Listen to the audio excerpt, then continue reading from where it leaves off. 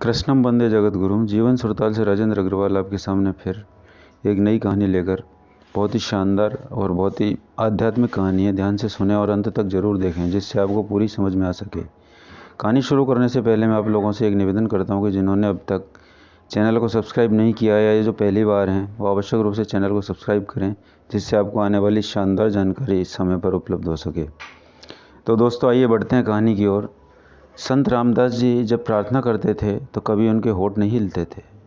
एक बार शिष्यों ने उससे पूछा, हम प्रार्थना करते हैं तो हमारे होठ हिलते हैं, आपके होठ नहीं हिलते। आप पत्थर की मूर्ति की तरह खड़े हो जाते हैं। आप कहते क्या हैं अंदर से?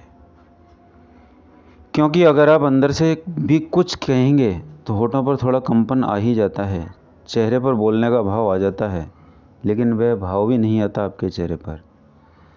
संत रामदास ने कहा, मैं एक बार राजधानी से गुजरा और राजमहल के सामने द्वार पर मैंने सम्राट को खड़ा देखा और एक भिखारी को भी खड़े देखा। वह भिखारी बस खड़ा था, उसके कपड़े फटे हुए थे, शरीर जीर्ण हो रहा था, देह जर्जर थी, जैसे बहुत दिनों से भोजन नहीं मिला हो। शरीर सूखकर कांटा हो गया, बस आंखें ही दियों की तरह टिमटिमा रही थी, बाकी जीवन जैसे सब तरह से विलीन हो गया हो। वह कैसे खड़ा था, यह भी आश्चर्य की बात थी। लगता था कि अब गिरा तब गिरा। सम्राट उससे कहने लगे, बोलो क्या चाहते हो?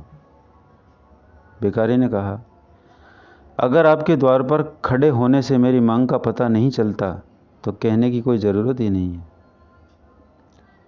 क्या कहना है? और मैं द्वार पर खड़ा हूँ, मुझे देख लो, मेरा होना ही मेरी प्रार्थना है। संत रामदास जी ने कहा, उसी दिन से मैंने प्रार्थना बंद कर दी। मैं परमात्मा के द्वार पर खड़ा हूँ, वह देख लेंगे मैं क्या कहूँ।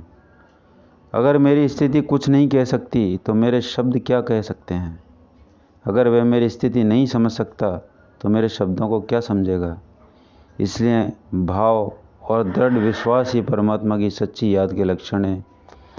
यहाँ आकर, परमात्मा के दरबार में आकर कुछ भी मांगना शेष नहीं रहता। आपका प्रार्थना में शामिल होना ही बहुत बड़ी प्रार्थना है, बहुत बड़ी मांग है।